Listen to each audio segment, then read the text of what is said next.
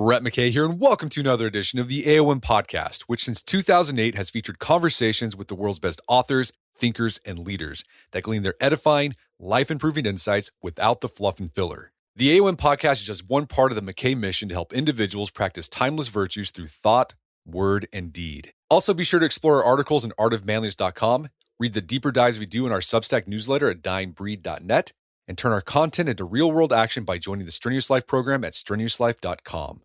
Now on to the show.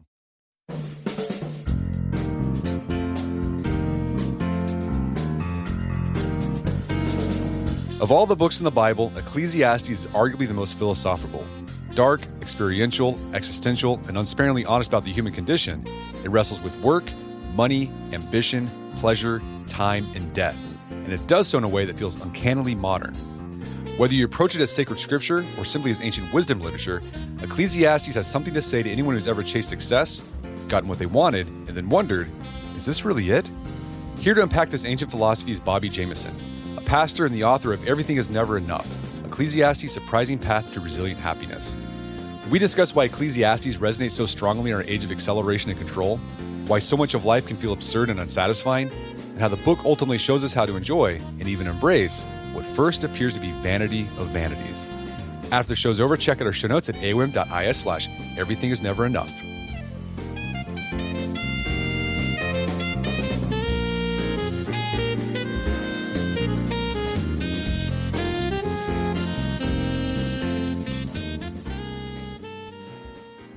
All right, Bobby Jamieson, welcome to the show. Thanks for having me. So you wrote a book called Everything is Never Enough, Ecclesiastes' Surprising Path to Resilient Happiness. Ecclesiastes is a book in the Bible that gets quoted a lot by religious and non-religious people alike. I'm sure people have heard that Birds hit song, Turn, Turn, Turn, which riffs off Ecclesiastes. What led you to take a deep dive into this book in the Hebrew Bible? Yeah, so I am a pastor and I preached through it at a church I used to pastor in Washington, D.C., and it really resonated with me. It really resonated with our congregation. When I got to the end of the preaching series, I just didn't want to be done with the book. It was like the book had grabbed a hold of me and wouldn't let me go. It's a weirdly personal, confrontational, challenging kind of book. It's pretty dark, as we're going to see together in some of the themes we probably talk about. But I just didn't want to be done. And for me, it really seemed to resonate with a lot of hopes, dreams, trajectories we chart for our lives that then wind up not working out. And it's like Ecclesiastes saw it first, got there first. And if you've had any experience of kind of frustrated expectations, dreams that didn't plan out, or even frankly, that you actually got what you were looking for, and then you were like, man, is this really what I wanted? Or what's next? Or is this all there is? Kind of Ecclesiastes has been to all those places ahead of you. Well, so let's do some background on Ecclesiastes. Ecclesiastes is part of the Hebrew Bible's wisdom literature, which includes Proverbs, Ecclesiastes, and Job.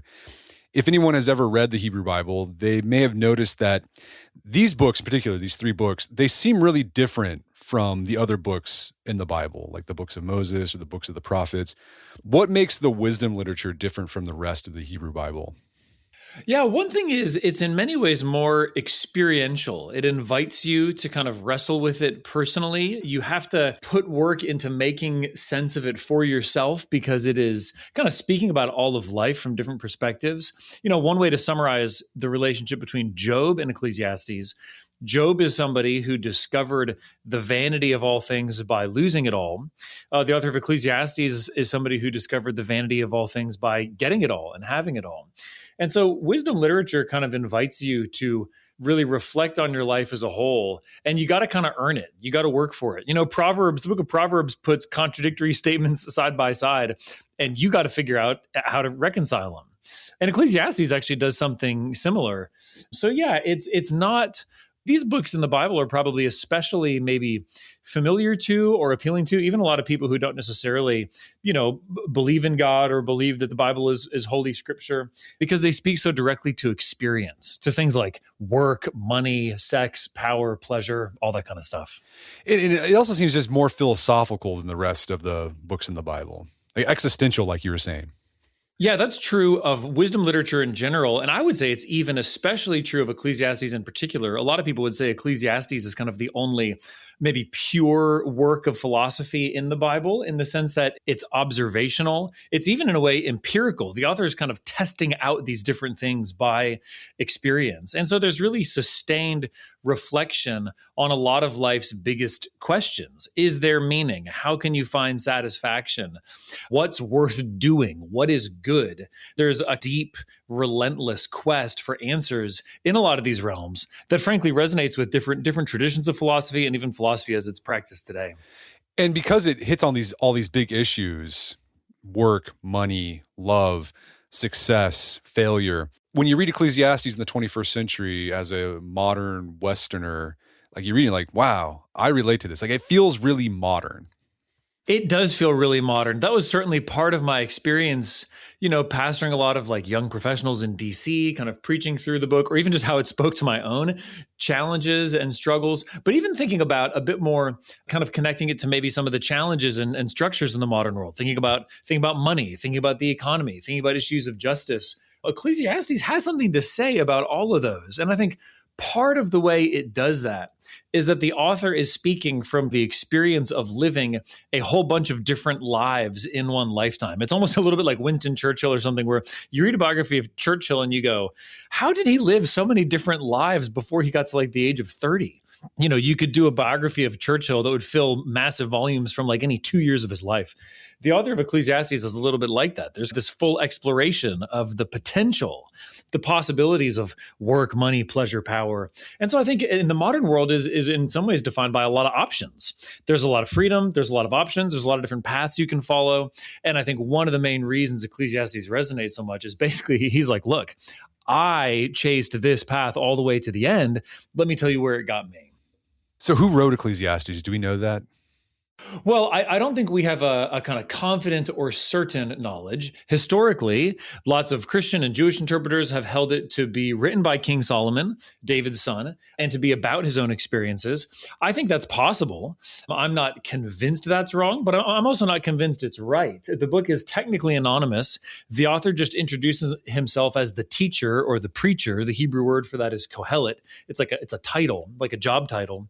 And he just introduced himself as the preacher, the teacher, son of David, king in Jerusalem. So he could have been any number of other kings of Israel. He's a little bit hard to place. So I think there's a little bit of a deliberate mystery, a deliberate, you could even say ambiguity, where it partially lines up with Solomon. There's ways you can map it onto Solomon. But I think in some ways the author is making his experience even more accessible by that degree of anonymity. What's the overall structure of the book? Yeah, well, Ecclesiastes, some books of the Bible have a pretty clear or transparent literary structure. Ecclesiastes is a little bit harder to discern. Roughly speaking, the first half is more his quest for the good life, his quest for the meaning of life, and some periodic reflections and kind of look backs on how it's all gone. That's about the first 6 chapters. Then once you get to chapter 7, especially the end of chapter 7, it's a little bit more collections of wisdom sayings, kind of like the book of Proverbs, grouped around different topics, and then kind of a poem about death at the very end to cap things off. So there's kind of a loose literary structure. As I understand the book, though, there's a little bit of a clearer conceptual structure where a whole lot of the book is his observation, his experience, his just saying what he's lived, what he's seen. And frankly, you can agree with that just by experiencing the same things or kind of reflecting yourself. But then there's these 7 passages in the book where it's almost like his perspective takes a big step up, as if he's moving from kind of ground floor observation to then going up to a second story where you can see farther. And he talks about life as being a gift. He counsels enjoyment. He counsels rejoicing in your work, rejoicing in your marriage, even the toil of your work, taking pleasure in it. And so there's kind of a tone shift from saying everything is vanity or fleeting or absurd. That's kind of his dominant message in the first half of the book. But there's these 7 times when he ascends to this higher perspective and calls everything a gift and tells you to get busy enjoying all the stuff that he's just told you is meaningless, fleeting, absurd. I mean, there's even some perspectives that poke through from an ultimate point of view of, he believes that there's a God who created all things. He believes that there's a God who's in charge of all things, even though it doesn't really look like it a lot of the time, and that God will ultimately hold all people to account and even bring about a whole new world in the end. And so that's a perspective that only comes through in a few places. So I would say there's this kind of 3-story building or view from a 3-story building type of conceptual structure to Ecclesiastes, where he doesn't always give you signposts. He doesn't always tell you when he's switching point of view, but there's these different voices that emerge from the author throughout the book that I think show us that all of life is absurd on the ground floor, show us that all of life is a gift on the second floor, and show us that all of life has a kind of transcendent or even eternal significance that shines through in just a couple places. Yeah, those first 2 floors where everything's absurd and then everything's a gift. That's kind of like the imminent frame. It's like, well, this is the life now. And then that 3rd floor is like, that's the transcendent frame. Yeah, that's right. And there's a sense in which on the second floor, to say that life is a gift, does kind of puncture the imminent frame.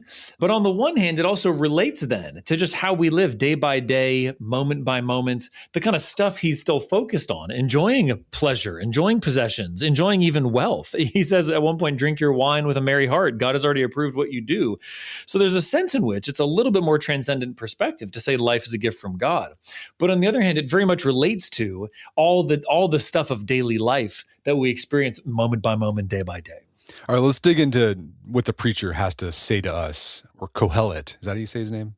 Yeah, Kohelet. Yep. Kohelet. The book famously starts off with, vanity of vanities, says the preacher. Vanity of vanities. All is vanity.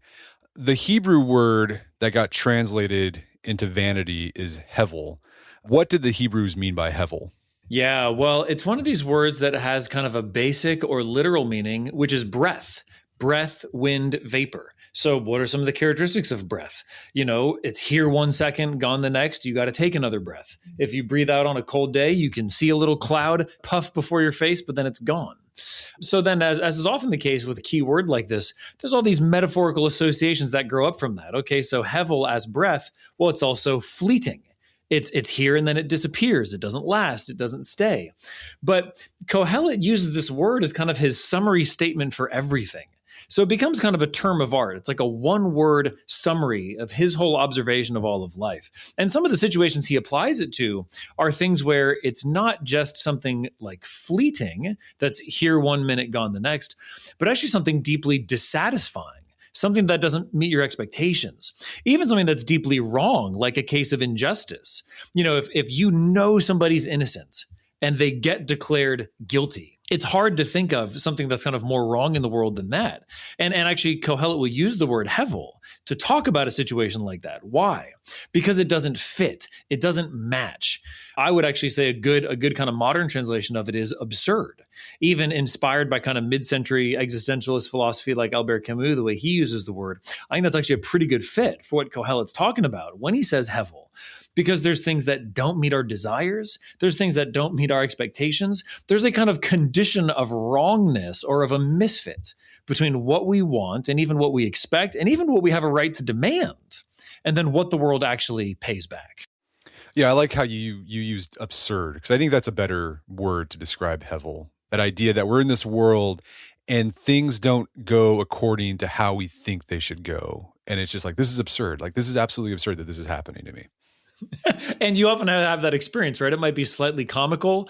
I mean, we have a minivan for lugging our kids around, and it had to be in the shop for like 3 weeks. It's a long story. They were trying to fix a door handle. They wound up having to put a whole new door in because there's not the spare parts to actually just replace the handle on its own. And the thing barely works better than it did before. After like 3 weeks in the shop, we had to have a rental car and all this stuff. I mean, it feels absurd, right? And that's a pretty minor instance. That's a pretty everyday, not that big of a deal, even though now the door is a different color and it looks funny and all this stuff. But then at a much more serious level too, I think to describe even some more of those shocks of life or things that we suffer, there is an absurdity. It doesn't make sense. Why did this happen? There's not really an answer. There's no obvious answer. It's not written into your life. It doesn't show up in the mail and say, here's why this happened. So I think that idea of absurdity actually names kind of an experience, particularly of things we suffer, that's hard to get at otherwise. Yeah, and it's not even just unexpectedly negative things that can feel absurd. Like, your life's going great and then you get a shock medical diagnosis that turns your life upside down. But as you said, getting what you want and then feeling depressed and not satisfied, that can also feel absurd. You feel just like, why not? Why don't I feel good? I got the thing. I summited the mountain. Why don't I feel like I think I should feel? Yeah, absolutely. And that's maybe like the single most relevant insight in the whole book. And it comes from really the biggest kind of extended narrative early in the book. Kohelet kind of announces his quest for wisdom. And then he talks about this huge project he went on of testing out every conceivable source of enjoyment under the sun. And he gets to the end and he says in chapter 2, verse 11, then I considered all that my hands had done and the toil I had expended in doing it. And behold, all was vanity and a striving after wind, and there is nothing to be gained under the sun. In some ways, that feels like the ultimate absurdity. When you've worked hard, you've gotten to the end of it, you've attained that summit, and it just doesn't satisfy. It leaves you going, well, why? Why doesn't this satisfy? And oftentimes we don't really experience a clear answer to that. Yeah, everything is never enough. That's the key lesson of the whole book. Yeah. Some people experience that after winning a Super Bowl, right? Or a major, golf tournament. Or, you hear this again and again. People at the absolute pinnacle, they're literally the world's best person at this. Their team, their accomplishments, whatever it is. And you often even hear this like in an interview right after the fact, right? Like, okay, well, what now? Yeah. You also bring the thinking of sociologist Hartmut Rosa into your exploration of Ecclesiastes. For those who aren't familiar with his work, what's his big idea? Yeah, he's got a few really insightful big ideas. One that's really relevant for my book is that modernity is a project of control. And so he's got this great, slim little book, The Uncontrollability of the World, that's very accessible and really insightful. And he talks about how essentially the modern world is defined by a kind of relentless ambition to control more and more, to control all that we can. I'm in a room right now that has been set to 67 degrees. And if it dips below 67 degrees, the heater will kick back on and keep me at exactly the controlled temperature I want. You can think about increasing control over our bodies, over medical conditions, technology, transportation, communication, being able to fly places, artificial light so you can be, working and awake whenever you want. All those kind of things have kind of created a world in which we live, the world that we experience. We have a lot higher expectation of being able to control things than probably any society that's ever lived, any people that's ever lived, whether it's more hunter-gatherer or agrarian or even more of a hard scrabble. You've got this job and you work in an older city and you're at the mercy of all these different forces. We expect to be able to control a whole lot of stuff. And we're surprised when we can't. We're kind of shocked when we can't. And yeah, Rosa does a really good job kind of opening up the disconnect that we experience when control runs out. He also has this fascinating insight that I think is really brilliant, where actually a lot of the most meaningful experiences in our lives are things you can't control.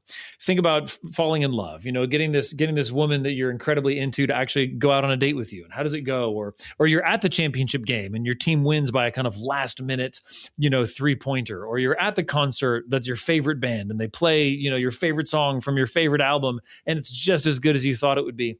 All those type of peak experiences are things you can't control. You can't control the date. You can't control the game. You can't control the concert. And in a way, the more you try to control it, the more the meaning drains out of it. The color drains out of it. And so Rosa also identifies this paradox where the more we try to control, the less we actually kind of enjoy our lives. And his thick concept he's developed for that kind of enjoyment is what he calls resonance. And resonance is basically any experience in which kind of the invisible wire that connects you to the world is humming. It could be a really engaging conversation. It could be being deeply engaged in a craft, kind of a flow state of being challenged by the materials you're working with and applying skill to it and kind of experiencing, those challenges giving way as you figure out how to get this joint to fit into this part or how you get the right tool to work on this part of wood or whatever it might be. Rosa talks about resonance as basically anything in which you kind of light up with a connection to the world. And resonance is only an in-the-moment reality. It's not something you can kind of file away and stockpile. It's not something you could just pull out of the fridge. You might have a great time making this meal or eating those leftovers, but resonance itself is not something you can just do at your beck and call. it depends upon your own kind of internal condition. It depends upon the conditions of the world out there. And so the tension between control and resonance, I think Rosa is really insightful in showing there's like an inverse relationship. The more you control, the less resonance there is, but we keep trying to control more. One last really helpful kind of paradigm from Rosa is what he calls social acceleration, which is basically if you zoom out and you think about life as a whole, society as a whole, think about the ways we make our living. Think about the kind of circumstances of the tools or technology we use on a daily basis. Think about even kind of basics of like morality or expected kind of patterns of life. He kind of identifies three phases. In traditional societies, those things are pretty stable. They change a little bit over time, but it's pretty much like things have kind of gone on the way they always have. Once you get into the modern world, particularly in Europe and kind of the early modern era, you might have generational change. You might have change that takes place over 30, 40, 50 years, and your kids or grandkids live in a pretty significantly different world than you lived in. But Rosa's point about our present moment, kind of late modernity, is what he calls social acceleration, which is basically all those fundamental conditions, how you make a living, how technology influences your life, even kind of what's agreed upon, morality or ways of being in the world. Those things change quicker and quicker, even within the span of a single lifetime, which means all sorts of stuff that you took for granted or a job you were trained in or a tool you used to use becomes obsolete quicker and quicker. And so there's this sense of the world kind of disappearing from underneath your feet as you're trying to live it, which I think is a pretty compelling description of a lot of the challenges that we experience in different ways, just in the modern world, I don't know, defined roughly by the last, couple of generations. So I want to take that idea of resonance. We'll table that, 'cause I'm going to come back to that, because I think the preacher kind of agrees with Rosa there that the antidote for all this hevel, this absurdness, can be resonance or something like resonance. But these ideas of we feel like in the modern world, like we want to control everything and it causes frustration, and this idea of social acceleration, I think this really goes to what the preacher has to say about why life is absurd. And it sounds like, too, that modernity, this idea of social acceleration and we can control things, it sounds like it just makes that sense of absurdity of life more acute. I think so. I mean, that's one of the things that really kind of settled in more deeply for me as I was doing the research of this book, is that I think what Ecclesiastes is describing simply is the human condition. You could live at any time, you could live in any place in the world, and this book would really resonate with you. At the same time, because Ecclesiastes is so much about ambition and aspiration, it's so much about the things that kind of become magnets for our hearts that draw out like huge amounts of effort, huge amounts of planning and strategy, and the kind of things we sort of build our lives around. I do think Ecclesiastes, while it's describing the human condition, those kind of things that Rose is identifying as hallmarks of modernity are actually intensifications. They're kind of deepenings, or they're making even more vivid a lot of the exact things that Ecclesiastes identifies. So I do think that's another way of getting at why Ecclesiastes feels like such a modern book, partly because Ecclesiastes is not just analyzing individual experience, but there's a whole lot of insightful commentary and judgments about how the world as a whole works. So even though he's in a agrarian, early urban, who knows, kind of society in ancient Israel, I think he's, diagnosing problems that would sort of flower and blossom in the modern world. Yeah. I mean, this idea of controlling how intense it is in the modern world. Like, just look at our health. We have all this technology, these tools to look at what's going on inside of our body. We can measure our blood. We have all these supplements we can take. We can measure our heart rate variability. And then we end up getting some sort of debilitating disease. You're like, how could this happen? Like, I'm doing all the things. I'm tracking everything. What's going on? So I think the frustration is just more intense compared to, you go back to, 2,000 years ago, 3,000 years ago. If you got a cold, like, there's a chance you might die. It's not great, and it's sort of hevel. It's absurd, but it was sort of a given. Like, that's a possibility. Now, these days, when something happens, like, that should not happen because we've got the technology to prevent it from happening. So you just feel even more frustrated. Yeah, that's a great way to put it. It's our modern world with the greater degree of control, greater degree of kind of technological sovereignty over our basic like bodily conditions.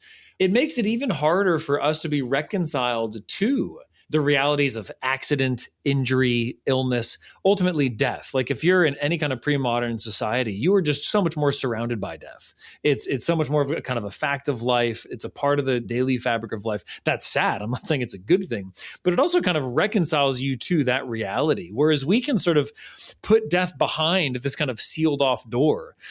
People mostly tend to die in hospitals. We tend to keep it out of view, or you're not around. If a loved one is dying, typically they're not in their own bedroom in your own home. You're not the one sitting by them. And so, yeah, I think it also makes it easier to persist in the illusion that somehow we'll be around forever. Or even if we don't consciously think that, you can just sort of more effectively keep death at bay as a thought, the kind of illusion of your own deathlessness, because it's just not part of your daily experience. And Ecclesiastes has a lot to say about death. Yeah, we'll talk about that. And then this idea of social acceleration, I think everyone's experienced that feeling of they feel like they have to work harder and harder, run faster and faster, but they're just kind of staying in place. And you're like, what's going on? Like, I'm doing all this work and I'm not making any progress. This is absurd. This is absolutely absurd. And I have that experience with social acceleration with my own kids. I have a son who's 15 and he's trying to figure out what he's going to do with his future. And he's like, Dad, what should I do for work? AI is going to take all of our jobs, maybe. And I'm like, man, I don't know. That's because did you have any that? And honestly, that's the example that was coming to mind because I've got so many friends who work in tech sectors, and it just looks like AI is coming to gobble up their jobs. I'm just curious. Yeah. Did you have any advice for your son in the moment? No, I'm like, I don't know, man. Because like when I was trying to figure out my career trajectory, like I was able to look at my parents because they did the same thing. Like, well, you go to college and then you apply for a job, then you kind of work your way up your career and you're kind of in the same career for most of your life. My dad was a game warden his entire career for 35 plus years. Me, it's been a little bit different because the economy's changed. So I've had to adapt with my career. With my kids, I'm like, I don't know what advice to give you because what worked for me and my parents might not work for you. And it's tough. That's an example of social acceleration. You're like, this is absurd. It should work. It worked before. It should work now. Why doesn't it work? I agree. I think that's a good example. And even though this wasn't even really on the radar, I mean, I kind of finished writing the book in 2023. It came out in 2025. I do think AI is the 800-pound gorilla of social acceleration right now of just, there could be a career you sort of trained for years in and have put in 10 years of work in. And, an AI computer coding thing can come over and do in 10 minutes what it used to take you a month to do. And I think we're in the early stages of seeing, some pretty profound disruptions due to that. And I'm not sure there's a lot of people out there with great answers. We're going to take a quick break for a word from our sponsors. And now back to the show. Okay, so Ecclesiastes really speaks to this modern phenomenon of social acceleration, where you're trying to do more and more, but we don't feel any more satisfied. So let's actually dig into what Ecclesiastes has to say about our relationship to time and feelings of progress and permanence. Let's read some verses from the book. Some of the most famous verses are in chapter 1. It's verses 4 through 9. Could you read that and then let's talk about it? Sure. A generation goes and a generation comes, but the earth remains forever. The sun rises and the sun goes down and hastens to the place where it rises. The wind blows to the south and goes around to the north. Around and around goes the wind, and on its circuits the wind returns. All streams run to the sea, but the sea is not full. To the place where the streams flow, there they flow again. All things are full of weariness. A man cannot utter it. The eye is not satisfied with seeing, nor the ear filled with hearing. What has been is what will be, and what has been done is what will be done, and there's nothing new under the sun. How do you think these verses flesh out what the preacher means by hevel? Yeah, I mean, I think one of the key points is that we try to live our lives as if there can just be this linear series of quests. I want this, I plan for it, I strive for it, I attain it, and it will make me happy. But this is kind of a poem of reflecting on nature's cycles. A generation goes and a generation comes. Everybody who's alive today is going to die. They're going to be replaced by their kind of successors in the next generation. The wind blows around from the south, but then when the weather system blows itself out and things return to normal, it's going to come back around from the other direction. So it's all these images of repeating, of returning, of something that you had kind of on one setting, but then it gets flipped to the other setting. And so what happens is that there's finally no gain. It's not like the whole system moves forward. The whole system just kind of returns to its original setting. And Ecclesiastes is observing these different patterns in nature to basically preach to humanity the message that's going to happen to you. Your plans, your hopes, your dreams, your aspirations, they're all going to get reset. Whatever mark you make on the earth, those footprints are going to get filled in. Time's going to wear them down. Sand is going to blow over them. Water's going to wash them away. And so we like to think there's this linear progression toward a goal, toward satisfaction, but there isn't. What's happened is what's going to happen again, and it's going to wipe out your goals, your gains, your satisfaction. And in some ways, the key to understanding, like, why are we wired like this? And again, the idea of the absurd, there's a misfit. Why is there a misfit between our hearts and the world? It's there in verse 8. The eye is not satisfied with seeing, nor the ear filled with hearing. We always want more. We always want something more. We always want something better. Our senses are hungry for stimulation, for fulfillment, for something good to come to them. And I think Ecclesiastes would say that's kind of a window into our deeper condition, that there's something we're hungry for. There's something we're striving for. But the point is, there's this misfit. The world's not built like that, but our hearts are. Yeah, Kierkegaard, he said we're a combination of the finite and the infinite, and that the way those elements contrast can jar with each other, and that gives us a feeling of anxiety. And then I also think we feel that contrast between the cyclical nature of the world and the fact that we're very oriented to clock time. I mean, we live by the clock. Like, okay, I gotta be here at this time. This thing's got to start at this time, and if it doesn't start at this time, then things have gone wrong.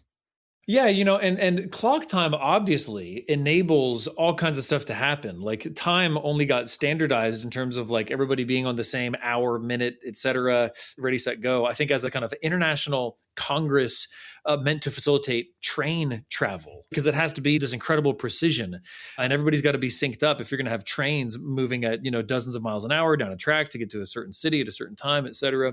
So there are things that it enables, this kind of regime of the clock. But it also creates a constant pressure. It creates a kind of constant sort of like external accountability.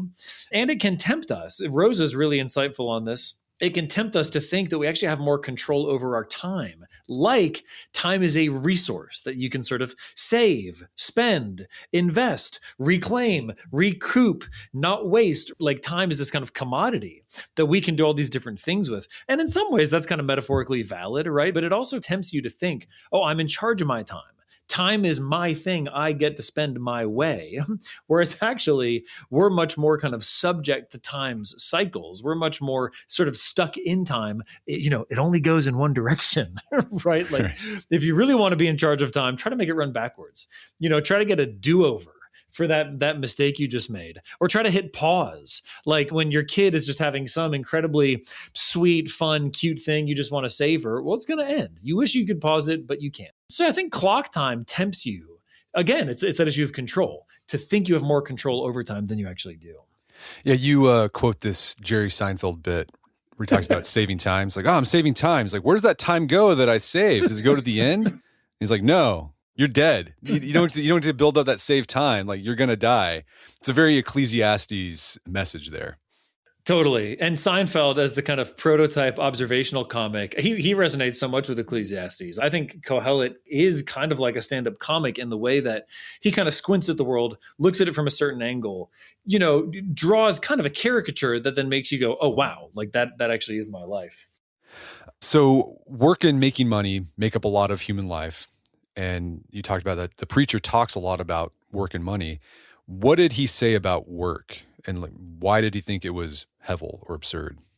Yeah, one of the most revealing statements he makes is in chapter 4, verses 7 and 8. Again, I saw vanity under the sun, one person who has no other, either son or brother, yet there is no end to all his toil, and his eyes are never satisfied with riches, so that he never asks, for whom am I toiling and depriving myself of pleasure?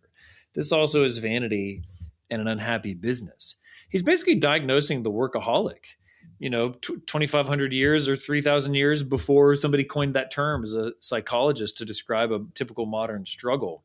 So yeah, he says that's motivated by envy. You want to have more than the person next to you. But I think it's also our hearts are kind of these bottomless desire factories that work is a way not just to sort of earn your basic necessities, but if you can get more money, and if more work can get you more money, and if there's always more stuff that your money can get you, then you never really have an incentive to quit working. And I think in some ways, even more subtle than money can be the promise of status. We don't often talk about status or admit it, but status is basically the legitimacy that some institution or group or person confers on you as being worthwhile, having standing.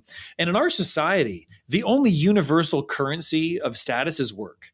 What you do in your work is the most definitive aspect of kind of where you stand before other people. And so Ecclesiastes diagnoses envy as the big motive that would keep you kind of running on that hamster wheel, that treadmill of always working. And I think envy in some ways, not just of money or of possessions, but frankly, even more so of status, is a huge motivator. And then this idea of money, like the preacher, he makes a lot of money and he's like, it's absurd. Like I didn't feel good after making all the money. He even talked about like, all this money I made, it's going to go to someone after I'm dead and they're going to waste it away. They're going to spend it and it's just all going to go away because I'm going to have this spendthrift son or grandson. And it was all absurd. All that work I did was for nothing. Yeah, there's all kinds of reasons Ecclesiastes finds money dissatisfying. Like you said, one is you got to give it all away, and who knows what they're going to do with it. Another is, just you can't take it with you personally. You leave this life naked as you came into it. Another kind of famous line from Ecclesiastes that gets reused all the time. Another reason is that the more money you have, it frankly brings more problems. There's people who want to mooch off you. There's cares that keep you up at night. There's more things you got to pay for now that you have this money in this property. And of course, the kind of most basic one, the deepest problem, is that you can always want more money. The problem is ultimately your love of money, that if you start being motivated by money, it becomes your ultimate good.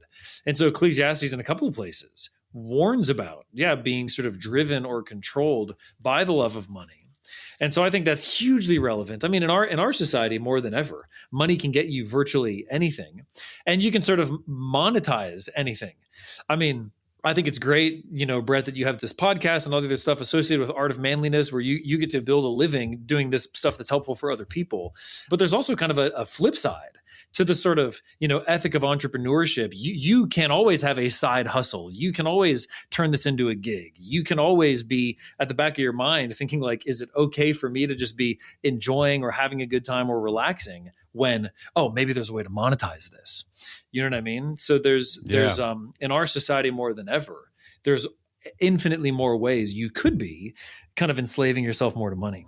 Yeah, that's something I, throughout my career, have had to be aware of and sort of do calculus in my head. It's like, am I taking this too far? Because we monetize, we have advertisements, we've sold some things, but there's other ways I could monetize that I'm not. Like I could become this walking sandwich board on Instagram, pitching products all the time, using myself as a brand to hawk products. And I'm like, no, that doesn't feel good. I'm not going to do that. Yeah, that's over the line. Yeah. Okay, so the preacher, he says, okay, money, work, it's not going to make you happy. So he says, well, instead of doing that, I'm going to pursue wisdom. So he tries to get really wise. How did that work out for the preacher? Yeah, his ultimate problem with wisdom, well, there's a couple of them. One is that basically, you see this in chapter 2, verse 16, of the wise, as of the fool, there's no enduring remembrance, seeing that in the days to come, all will have been long forgotten. And then he says, how the wise dies, just like the fool. And so if you're looking for wisdom to give you control, if you're looking for knowledge as a source of kind of mastery over life, sovereignty over the world, if I can get the right answers, if I can get the right philosophy, if I can get the right outlook, this will give me kind of the crowbar to pry open my desired goods I want to get from the world. He says it's not going to happen. There's no control. There's no guarantees. There's no sort of this worldly knowledge that'll give you power over death or freedom from death. So in a way, he really puts wisdom and wisdom in the sense of what you can sort of accumulate, humanly speaking, what you can learn, what you can discover. He really puts wisdom to the ultimate test and finds it wanting. And then also, I think too, the more wisdom or knowledge you gain, it gives you again that false sense of control. And then things don't work the way you think they should work. She's like, oh, I'm really smart. I've studied the books and it should go like this, and it doesn't. And you're like, I'm actually more unhappy now because I had this idea of how it should have worked based on my study and my knowledge, and it's not working like that. And like now I'm actually more unhappy. You know what I'm saying? Absolutely. And it's this funny thing where Ecclesiastes sort of is a wisdom book, is a quest for wisdom. But frankly, part of wisdom, and even an ancient philosopher like Socrates, right? What does he know? Well, he knows that he doesn't know. And there's a sense in which Kohelet's kind of similar. Part of wisdom is learning the limits of wisdom, not just the limits of your own wisdom, but the limits of what wisdom can do for you in this world. And frankly, the wisdom of learning, sometimes our kind of quest for wisdom is really motivated by a quest for control. It's motivated by trying to kind of have this position of being in charge, being dominant, being sovereign over my circumstances, that actually there's no wisdom that's going to do that for you. You're just as subject to death. You're just as subject to accident, cancer, you name it, as someone who's, never read a single page of a single book. All right. So the preacher, he tries to find happiness in work, in money, in wisdom, but he finds that they're all vanity, that they don't ultimately satisfy. He also tries general pleasure, like wine, food, laughter, but he doesn't find lasting meaning there either. You mentioned earlier that he also talks about death a lot. What did Kohelet say about death? Yeah, boy, he said a lot about death.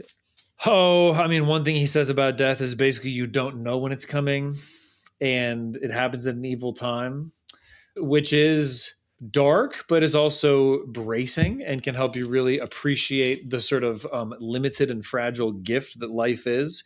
Chapter 9, verse 12 is a good passage on that. Yeah, one thing he says about death is you can't bring anything with you through it.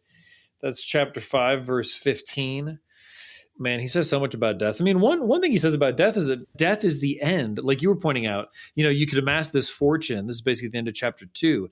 You can amass this fortune, but then you got to give it over to somebody, and you have no further say about what they do with it.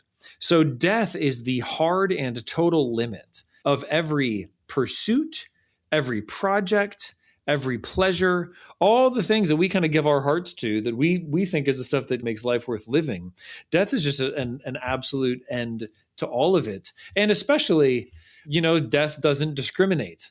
Kohelet would agree to that extent with, Aaron Burr's song in Hamilton. So death doesn't discriminate, meaning you cannot guarantee that you will have a long life or a peaceful death by how you live in this world. And Ecclesiastes, Kohelet experiences that as a kind of insult. Like, what? Like, death chops us all down to size, and it doesn't do so according to any particular kind of merit or rhyme or reason. All right. So yeah, death makes things absurd, basically. Death is the ultimate absurdity. Okay, so Kohelet, he spends the first part of Ecclesiastes saying, you can work, you can make a lot of money, you can get really smart, become really powerful, indulge in lots of pleasures, but you're still going to die, and it's all just chasing after the wind. It's hevel. And that's kind of depressing. But then he seems to totally change course. Can you read verses 7 through 10 in chapter 9? Sure. Go, eat your bread with joy, and drink your wine with a merry heart, for God has already approved what you do. Let your garments always white. Let not oil be lacking on your head. Enjoy life with the wife whom you love, all the days of your vain life that he has given you under the sun, because that is your portion in life, and in your toil at which you toil under the sun. Whatever your hand finds to do, do it with your might, for there is no work or thought or knowledge or wisdom in Sheol to which you are going. So it seems like he's saying, do the things that earlier he said won't bring you happiness. What's going on there? How can these things that he said were hevel actually bring us lasting happiness? Like, what's the shift? Yeah, what is the switch? I think the fundamental one is he is seeing all these things as gifts of God. And he means that literally. Like, God is the creator, God is giving life, God is the one providing this to you. A lot of people will speak about life as a gift or kind of some peak moment as a gift.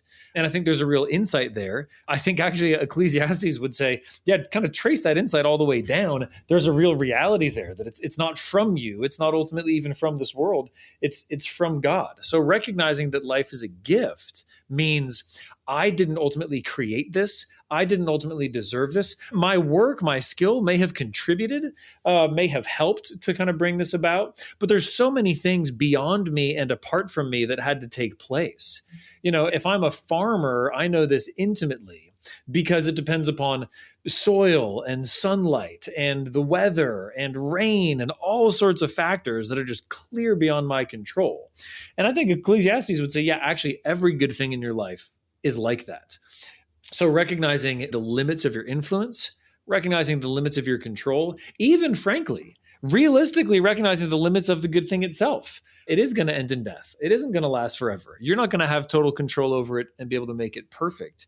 When you recognize that, there's kind of a shift in your stance, your attitude, your grip on the thing. You're not trying to grip it so tight that you kind of choke it. You're receiving it with open hands. And so I do think Ecclesiastes commends to us, you could say, an ethic of gift, an ethic of gratitude, an ethic of recognizing that life is something much more fundamentally that you receive rather than something that you sort of control or conquer. And so once you stop trying to fill your heart to the brim as if this one thing is going to kind of fully and finally satisfy you, you're free. You're free to experience all of these things as small good things, small good gifts. So I do think there's a freedom that comes from trading control for thankful receiving. That's maybe my kind of summary way of trying to get at what's happening in these 7 passages where Ecclesiastes tells us to get busy enjoying all these things. So what does that gift stance look like towards, work, for example? What does that look like for you? Oh, it's a good question.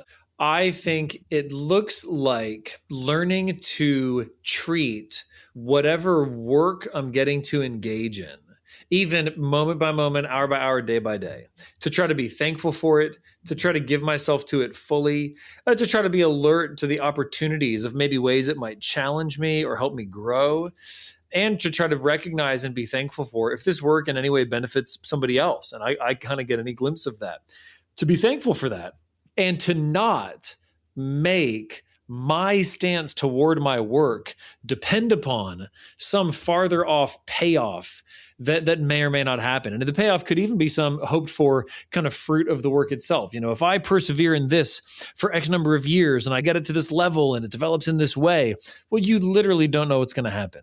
You literally have no idea, what's going to happen tomorrow.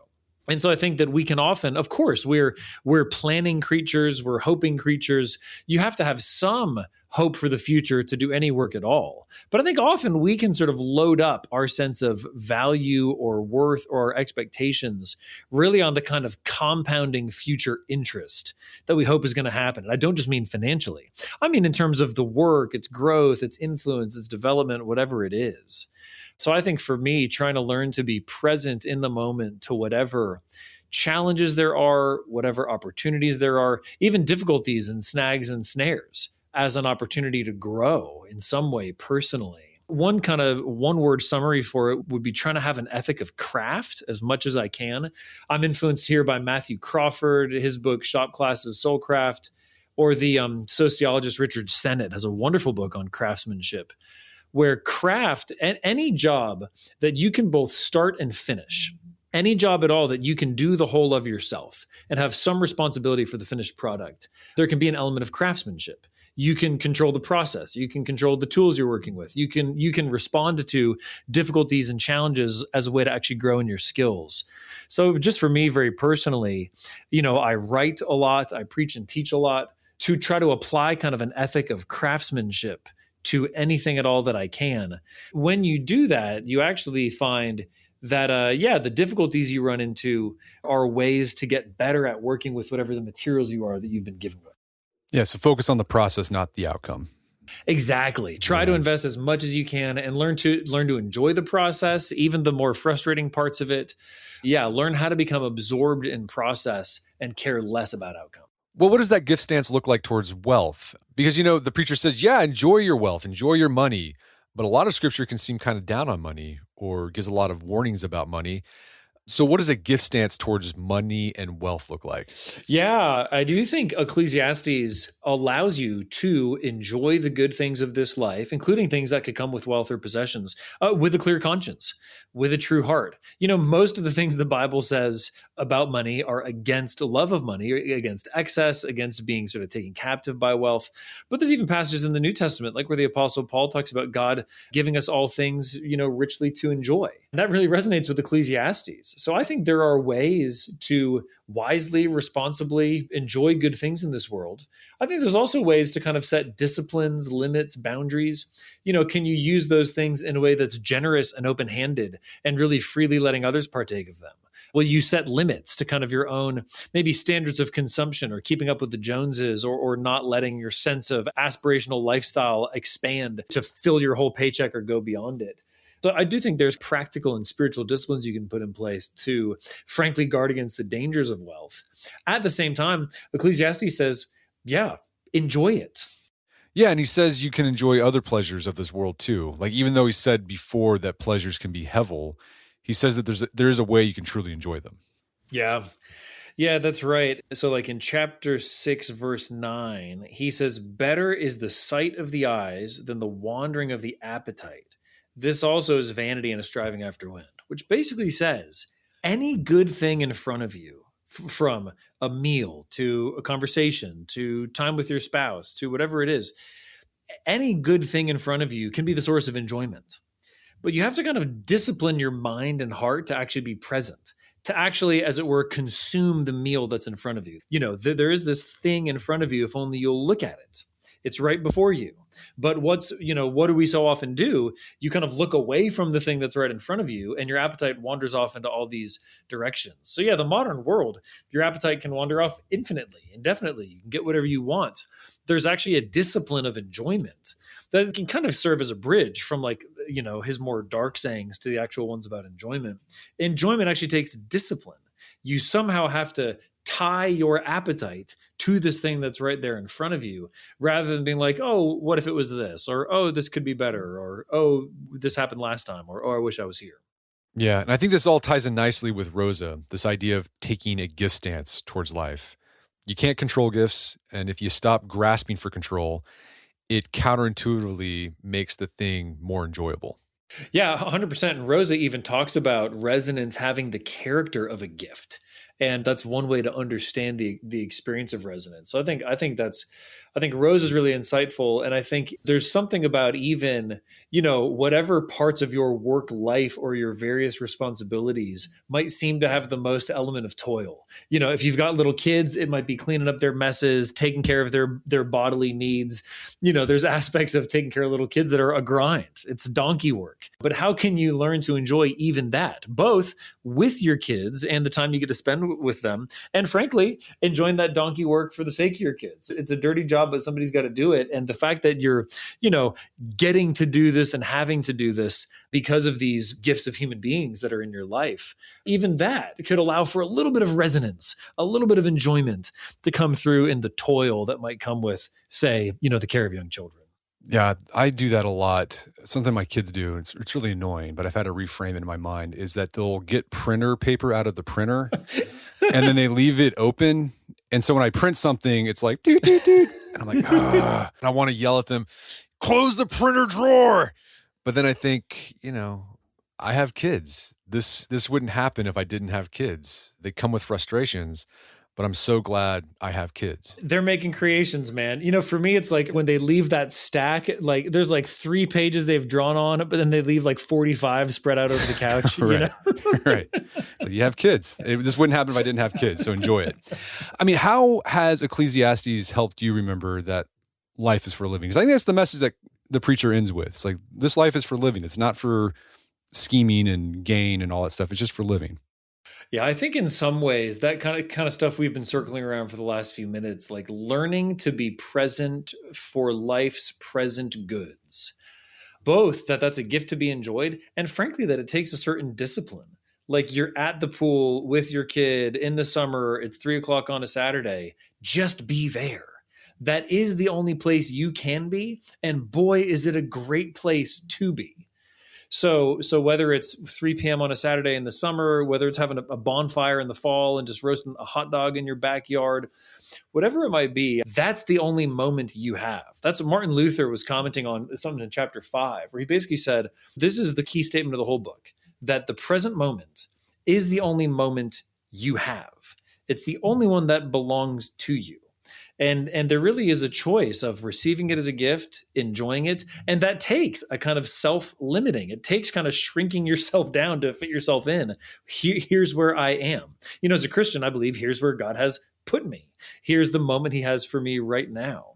Maybe for a lot of people, they get to a certain age, maybe 35, 40, or maybe if they're raising a family, their kids get to a certain age. Some of these lessons start to kind of dawn on you. But I think that Ecclesiastes, that learning how to be present in the present, and that's the only way to enjoy it, I think has maybe been the biggest sort of deepening of that for me personally in all the years I've spent kind of wrestling with the book. Well, Bobby, this has been a great conversation. Where can people go to learn more about the book and your work? Sure, yeah. I'm on Twitter, Bobby_Jamieson. The book has a little website with Penguin Random House. Those would be 2 ways to connect. Fantastic. Well, Bobby Jamieson, thanks for your time. It's been a pleasure. Thank you so much. My guest today was Bobby Jamieson. He's the author of the book, Everything is Never Enough. It's available on Amazon.com. Check out our show notes at aom.is/everythingisneverenough. We find links to resources. We delve deeper into this topic.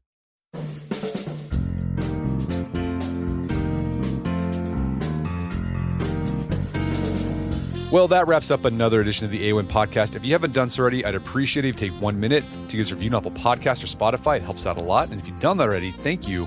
Please consider sharing the show with a friend or family member who you think we get something out of it. Word of mouth is the primary way we grow. As always, thank you for the continued support. Until next time, this is Brett McKay, reminding time to listen to the AOM podcast, but put what you've heard into action.